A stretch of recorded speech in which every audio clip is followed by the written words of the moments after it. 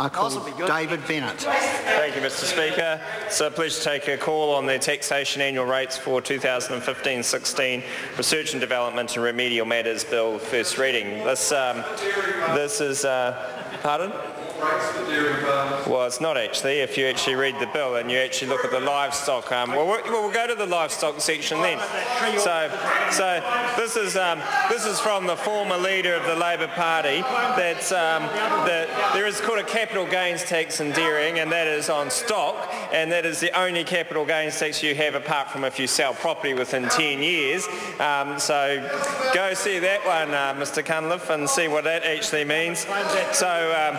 Yeah, Mr Cunliffe would love to be able to extend that, but there is something around the herd scheme livestock in this bill, and that is around the valuations, and so that is that taxable status that you get under the herd scheme for increases in value. So I think Mr Cunliffe would rather read the bill rather than make accusations in this House. And we look forward to this bill progressing through the Select Committee. I think members of the Select Committee would like to get their teeth into it, and I look forward to working with our officials from IRD that no doubt will be able to give us some good advice, and the submitters that will come forward to the committee that will no doubt have their own opinions on how this bill would be presented in the best way possible. The last speaker didn't really focus on the bill, but there was one thing at the end he did talk about, and that was the need for some kind of simplicity in tax law. That is a very difficult thing to achieve. Especially when you are looking at things like deductions, and especially in areas like black hole expenditure or foreign investment funds or in research and development. They are not easy areas to deal with in our tax law. They are not things that you can set the most simplest of rules and expect to actually have compliance with or to actually achieve their purpose. But this bill does look into those three areas along with other areas, and intends to provide solutions in that area. One of the first areas that was talked about by the Minister, and we just mentioned before, was the research and development cash-out tax credits. So basically, under the changes that have been looked at in this bill, there will be some changes around that to enable R&D intensive startup companies to have early access to all or part of their tax losses in the form of a cash receipt rather than carrying those losses forward. So that would be a big advantage to many small or medium-sized businesses in New Zealand that, as the Minister said, feel that they cannot carry those losses forward and have other revenue that would take account of them, and so this is something that would be to their benefit.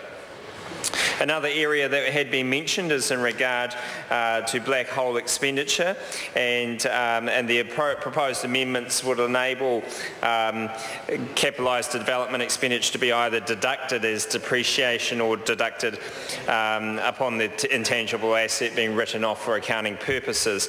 So those amendments would provide relief for black hole expenditure on both successful and unsuccessful R&D. So that's another thing that would assist small and medium-sized businesses, and actually larger businesses as well, in their business expenditure that had not previously been immediately deductible, and that it's part of the cost of a depreciable asset for income tax purposes, and therefore couldn't have been deducted as depreciation. There's also the GST and body corporate changes, so that'll give some clarity to organisations in that area. There are some concerns and some impacts from GST registration for body corporates from a tax accounting point of view, and this bill seeks to give clarity in those areas so that the body corporates have better tax positions in the sense that whether it's registered or not, the approach for GST is primarily neutral from a government perspective, and that includes rules on the tax base for any adverse consequences from those changes.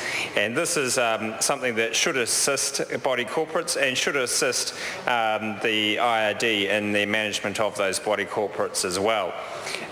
Those things are significant, and they are delicate and detailed tax treatment areas that will inevitably require professional advice in many cases for many firms. But that's the nature of much tax advice, and it's not something that we should say that we can't make these changes or make legislation in this area just because it's going to need professional advice, because it is a very complex area, and that is something that often happens in this area. Also some changes around, well, Mr. Cunliffe, are you up next? I'd like to see your speech. That's from the arts graduate who struggles with, who could understand the poem given to us, but that was about it. So there are also child support reforms, and yes, and those reforms are going to be great. So they're basically, they should ensure greater compliance and a reduction of that child support debt, and that's something that all political parties would be looking for in this House, and that's by clarifying the penalty and write-off rules to ensure they operate as intended, and bringing forward the commencement of some of the write-off provisions. So there have been some changes around child support legislation in this bill, which assists in the tax planning. Also, there are some other changes in regard to international type tax treatments, and so for foreign superannuation, some changes in regard to the tax treatment around foreign investment funds and also controlled foreign companies. And those CFCs and FIFs are complex areas which often do involve changing legislation as the IRD sometimes gets to grip with the changing nature of how business operates in those areas. And so this is part of that process of trying to make sure those rules are as fair and as accurate as possible. There will be some changes around the areas in regard to the CFC test grouping rules, and they are, one of the changes is in regard to the acquisition and disposal of a group of CFCs as partway through an accounting period. And so there are a number of changes in that area which would be important in that context of tax. The Working for Families tax credits, also changes made there, Mr. Speaker, in regard to deposits made by persons in their associated companies and trusts in the main income and equalisation scheme, and so that's part of the change in this bill as well.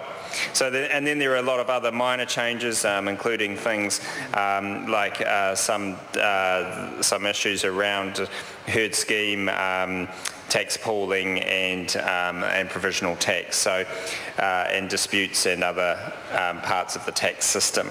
So overall, this is a bill which will cover a lot of tax areas. The main areas are that R&D, the black hole expenditure, and the child support. Those are the fundamental areas that are being addressed in this bill.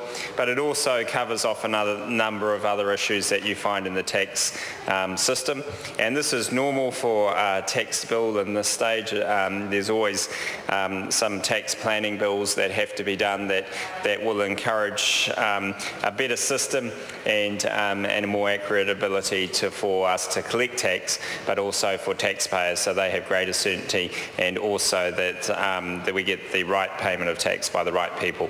So thank you, Mr. Speaker. I call Grant.